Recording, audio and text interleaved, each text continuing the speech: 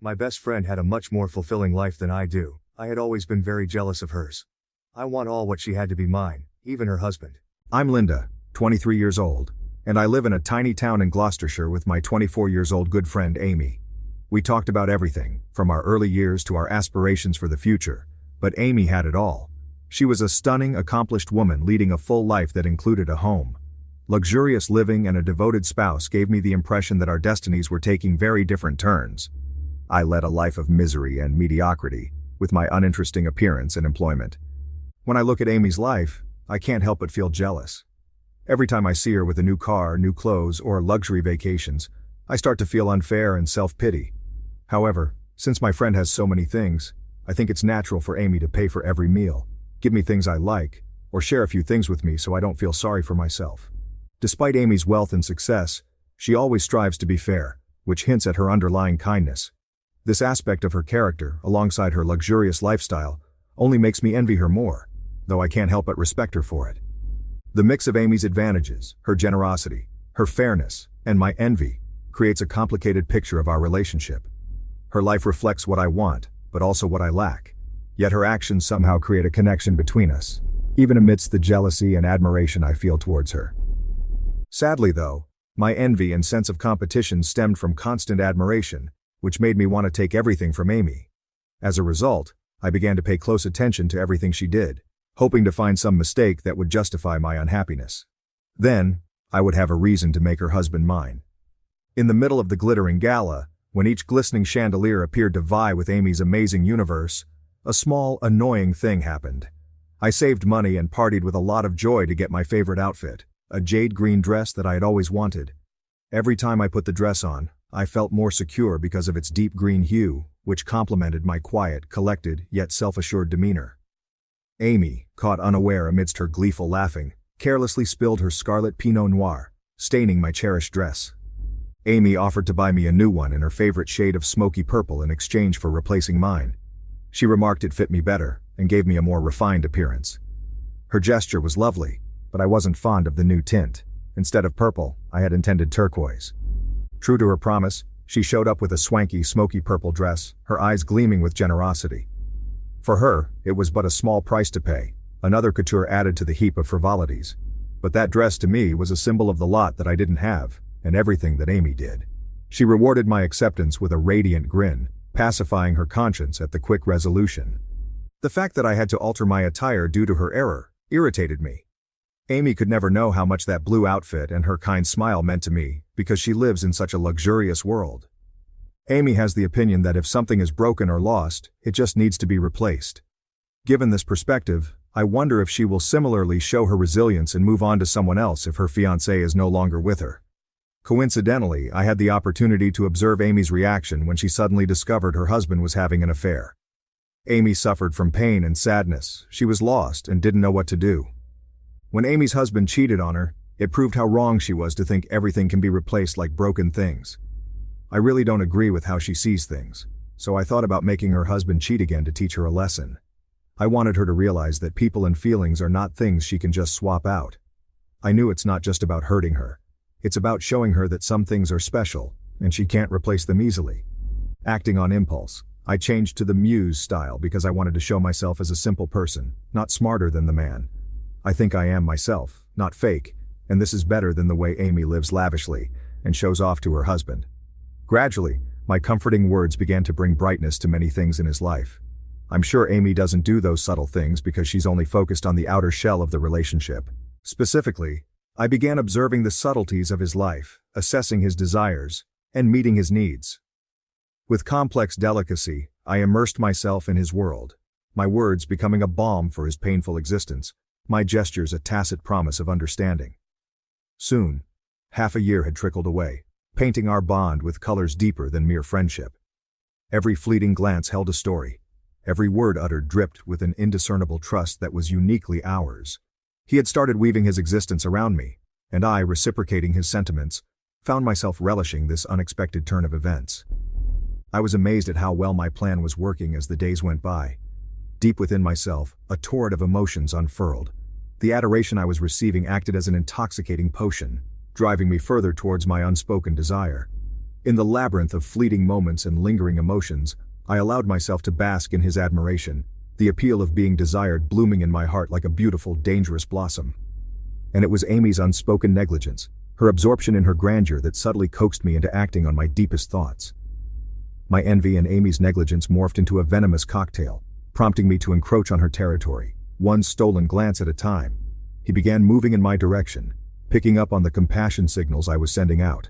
In her world of opulence, I stood far less fortunate. My life was simple and devoid of the riches that embroidered hers. Yet the universe conspires to give me with the one aspect Amy had been deprived of: her husband's companionship. Amy found out everything. I wasn't as fortunate as Amy, but even so, I didn't care at the time because Amy's spouse had already been given to me. Despite the upheaval, I felt a calm descend upon me. His affinity towards me seemed unwavering, unperturbed by the disclosure. His warmth hadn't diminished, his trust still intact, and in those moments, I recognized the victory over my circumstances.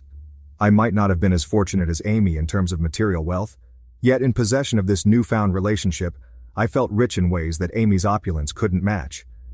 His affection had painted my life with colors richer than any luxury could add, and that was a victory I was ready to embrace.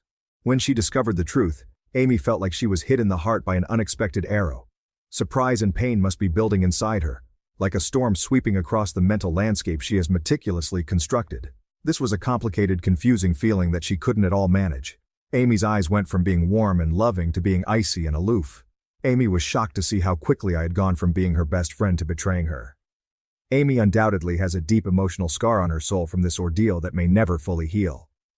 Amy might have some concerns, some misgivings in her heart over my relationship with her husband. However, Amy decided to ignore those doubts because she has complete faith in this close buddy. I was so sure about that. Amy was always convinced that our relationship was so strong that nothing, not even her husband, could damage it. Because in her opinion, I'm probably more than simply close friends, but more like family. That's why things lasted so long. So that helped me to know how compatible her husband and I were. Day after day, I realized that Amy's husband continued to play double games with my coworker, exactly the same way he did with my best friend. Amy, what a traitor to his wife and my fragile feelings. The pain was intense because my love for him was genuine and profound. Not just a fleeting attraction. I was haunted by the thought of him gradually leaving me, not understanding why I loved him so much. During that time, every day I wanted to close my eyes and go to sleep, because only by doing so could I escape the painful mood, and at least meet him, even if it was only in my dreams. I missed her surprised laugh, her soft hand on my arm, and how much I wanted to be with her again right then and then. In an attempt to save this friendship, I decided to express my chaotic emotions, thinking that our shared past and intertwined memories would make her see through her impulse my temporary stupidity. And maybe we might return to the times when we got by in life together. As I started to approach Amy with the apology I should have said earlier, and my heart heavy with guilt, an unwelcome surprise was waiting for me. Who can predict what is about to happen? Amy, in a calculated but unforeseen move, bought the apartment complex I called home. A feeling of shock and overwhelm went through me when I learned about Amy's plan. Her offer was simple. She wanted me out of town as soon as possible, in exchange for a small envelope of cash as payment for my lease. When I heard it, it felt like the ground beneath me had disappeared. I was left teetering on the edge of reality, grappling with Amy's cold, calculating judgment, which had literally driven me away from my home. Amy's cold determination was in stark contrast to the warm, friendly personality I knew. But here we were, crossing paths at another painful time of life, a place far removed from the pleasant confusion of our shared past. Life has changed, and so has Amy. Or maybe she's revealing a side of herself I never knew before. I had a really difficult time coming to terms with Amy's actual intentions. Amy's cruel side caused me to feel a strange mixture of feelings that I had never experienced before, which was a stark contrast to her innately kind disposition. Accepting Amy's new negative personality was like walking through a maze of confusion and hurt. The contrast between her past kindness and her current coldness left me feeling confused and emotionally exhausted. It was difficult to reconcile the person I thought I knew with the person standing in front of me at that moment. I had to accept that Amy's actions defined me, and worse, would determine my future, despite the agony inside of me. Has she always had these hidden agendas, or has her situation made her personality completely different? With no obvious answers in sight, questions raced through my head like leaves in a storm. Following the tumultuous events surrounding my betrayal and the unraveling of our friendship, life took divergent paths for both Amy and myself. Amy, resilient and resourceful, seemed to effortlessly navigate through the aftermath of our fallout. With her charisma and determination, she quickly rebounded from the ordeal, finding success and fulfillment in various aspects of her life. Amy's career flourished as she climbed the corporate ladder with unwavering ambition and drive.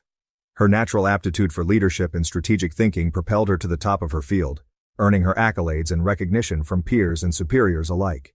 In addition to professional success, Amy cultivated a vibrant social life, surrounded by a circle of supportive friends who admired her warmth and generosity.